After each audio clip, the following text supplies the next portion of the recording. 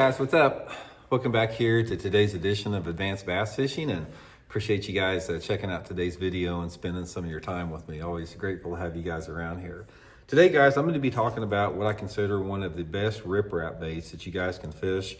There is a lot of different baits that work on riprap, but if you could give me like 2 or 3 and nothing else to fish on a riprap bank, one of them is going to be this right here, this Megabass Flap Slap crankbait. So we're going to talk about it today. I want to talk about how to fish it, you know, the type of areas you want to work it in, the gear, the colors, that type of thing, because I think it's definitely going to add up to some quality fish for you guys, because most every lake across the country has riprap on it. So we're going to get into that in today's episode. Also, guys, quick reminder, anybody interested in booking an on-the-water lesson with me, just go to my Facebook page, Randy Blaukat Professional Angler. You can shoot me a private message for that, and I'll get you all the details. And thanks to everybody, guys, that's been going into all of my links that I put in every video description. You know, ordering a pair of my sunglasses here, the jigs, Fish the Moment Lake Map Breakdown. Really appreciate that. Okay, guys, here it is. A lot of you guys that have been with the channel, you've heard me talking about this. This is probably one of the most underrated lures in bass fishing history, which is this Megabass Flap Slap, guys. The biggest limit of bass I ever caught in a tournament in my life was at Lake Guntersville in a Bassmaster Open, or excuse me, a Bassmaster Top 150 on the Flap Slap right here. I told Edwin Evers about it. He almost won the Bassmaster Classic on it on Lake Guntersville. It is a superior riprap cranking bait. Flat-sided crankbait, it's quiet, looks just like a threadfin shad. I usually fish it like on 10-pound test, Seagull Vizex fluorocarbon line, and it'll run sort of in that 4 to 5 foot zone on a long cast. So perfect depth for riprap fishing here. And they've got a lot of different colors, guys. I'll link my Flap Slap link and my Tackle Warehouse link in the description of this video if you guys would like to pick one up after you see this video. But they got a bunch of good shad colors, you know, everything you can want with that. Okay, here's how you want to fish shad, the Flap Slap. The Flap Slap, even though it is a crankbait, it's not what I call a deflecting crankbait, because most crankbaits, they work the best when they're hitting the bottom, or they're deflecting off a wood, or they're deflecting off a rock on the bottom. And usually on a crankbait, you want it to hit the bottom to generate the strike. Not so with the Flap Slap.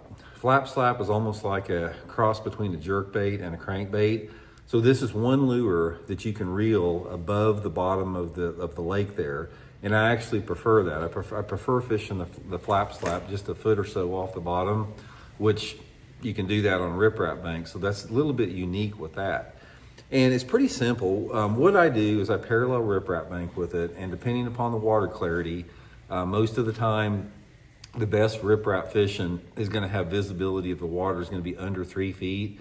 If you gave me like a perfect scenario for the water clarity on riprap, I would say give me a minimum of about 10 inches of visibility and a maximum of about 2 foot of visibility. About 1.5 feet would be perfect to position those fish in that 2 to 5 foot zone that you can really target with the crankbait like the Flap Slap really good.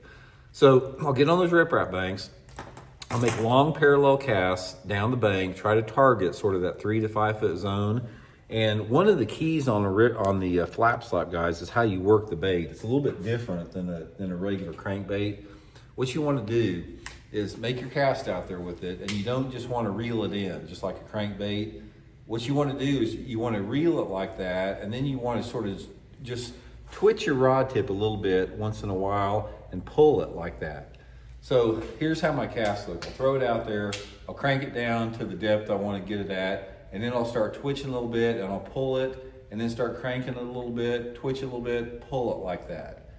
And that crank, twitch, pull technique is the key for the Flap Slap. I don't know what it is about it. It gives a little bit more erratic retrieve, but I have experimented with every way you can fish this thing. Crank, twitch, pull. Crank, twitch, pull is the way to do it. And if the water's cold, a lot of times I'll put a little suspend strip on it right here to get it where it'll suspend. It's a slow floater right out of the box, but I like to fish it where it doesn't float up, because I can get a little bit more depth out of it if the water's a little bit cooler. So a little bit of a suspend strip will work really good on it. But the main thing, guys, is it's just a good riprap bait. It's not only riprap, I catch a lot of fish on it over shallow grass, rocky banks in general, but man, I tell you what, in the fall time of the year, like right now, and in the early spring, like in February, March.